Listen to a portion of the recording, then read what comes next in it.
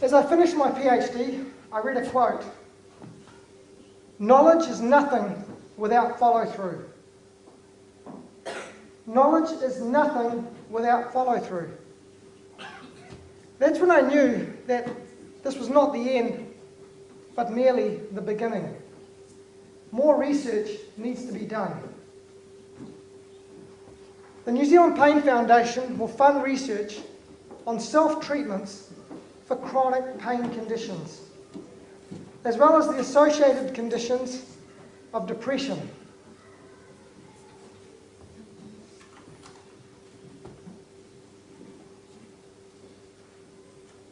There will be no profit, no monetary profit in these trials whatsoever. The profit will be the improvement of the human condition. The profit will be empowering people, a new generation, on how to look after their health, rather than take pharmaceutical medications alone.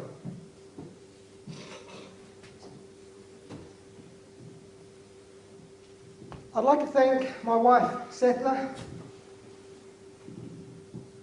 Chuni and Sushila, and Patrick, my good friend. They've been meeting for months and have prepared the catering for tonight. I'd like to thank Sumiti and Waka for setting up the hall for us, and the volunteers who have helped make tonight possible, who have worked tirelessly over the last few days. Fran, Mary, Raybon and Rachel, and David Ironside. I'd like to thank you for taking up this invitation. Rachel Page was my supervisor and friend for the last 6 years. I'm really thrilled that our association will continue as we perform the research.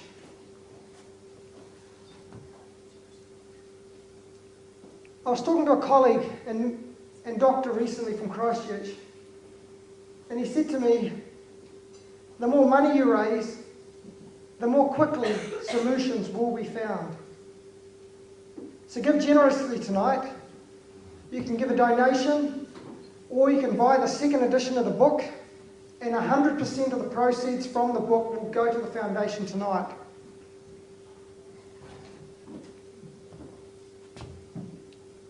I'd urge you all to donate, as you never know when you may be a benefactor of this research. After all, research can be a very useful thing in life. The 30-something team who are out in force tonight already know this. I recently read a paper, and if you drink 3 alcoholic beverages a week, you experience half the number of headaches than those that don't drink at all.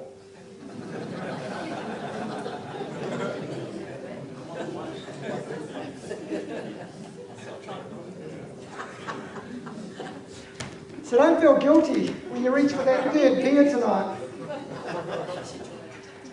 Or in the case of the 30-something beer, the 30th beer. Thanks, and have a good night.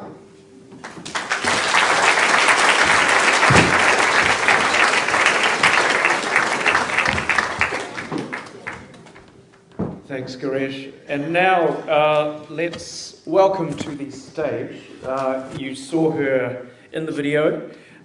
She was Giresh's PhD supervisor and the editor of the book. The editor of the book that that's on sale tonight. Please welcome to the stage the director of Massey University's Institute of Food, Nutrition and Human Health. A big round of applause, please. Dr. Rachel Page. Thanks. Well, actually, what I've got in my speech tonight, I've already said in the documentary, so it's going to be a bit of a repeat. But hello, everyone, and thank you very much for coming tonight. It's with great pleasure that I am here tonight. As mentioned by Raven, I am Director of the Institute of Food, Nutrition and Human Health at Massey University.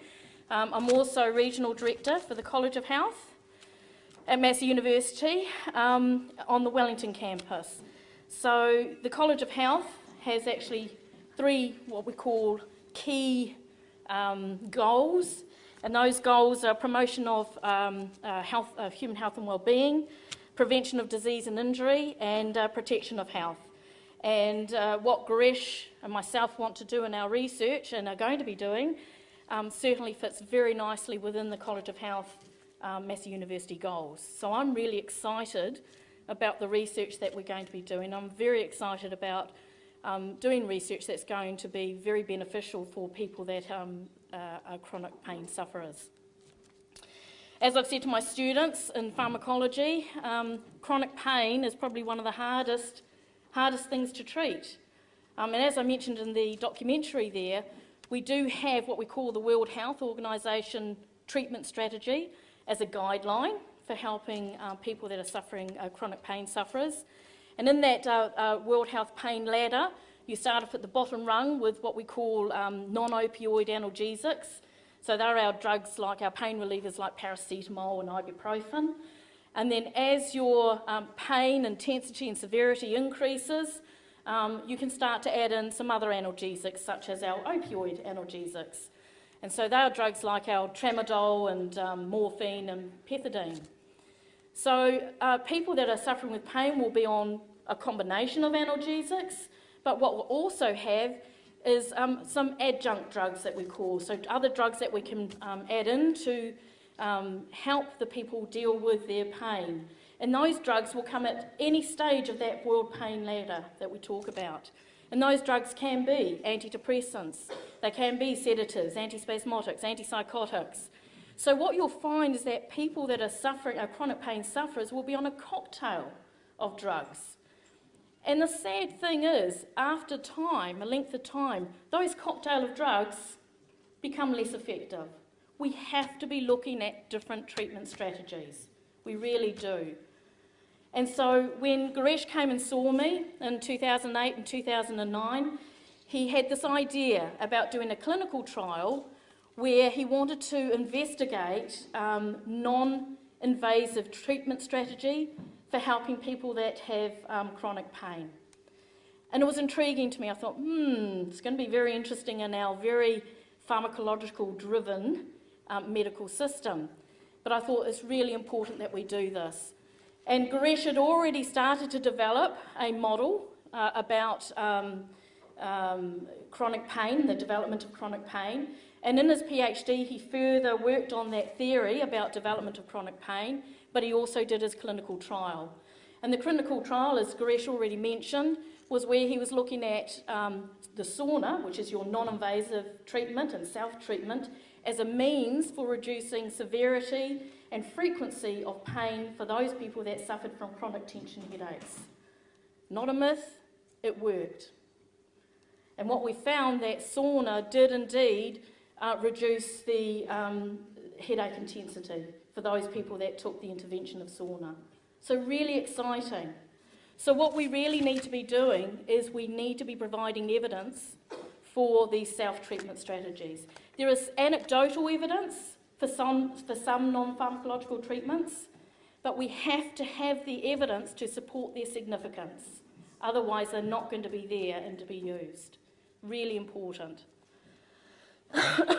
The non-invasive treatment methods need to be investigated, as I said, to look at their impact on pain. But as Giresh has mentioned, we also need to be looking at the impact on the comorbidities that are associated with people that with chronic pain. So depression, sleep disorders, diabetes, fatigue. We need to be looking at the impact of these treatment strategies on those comorbidities as well. Extremely important. So why do we need to do the research? We need to provide evidence to support the use of these treatment strategies so that they can then be put into what I called, which I mentioned in the documentary there, a treatment toolbox for people that suffer with chronic pain. So we've got our medications, but we can also have those other self-treatment strategies. It's really important, but we've got to provide the evidence to say that they are significant and will make a difference. And that means that people with chronic pain can then have not just medications to look at, they can have other strategies that they can go in there to help them with dealing with their pain and coping with their pain.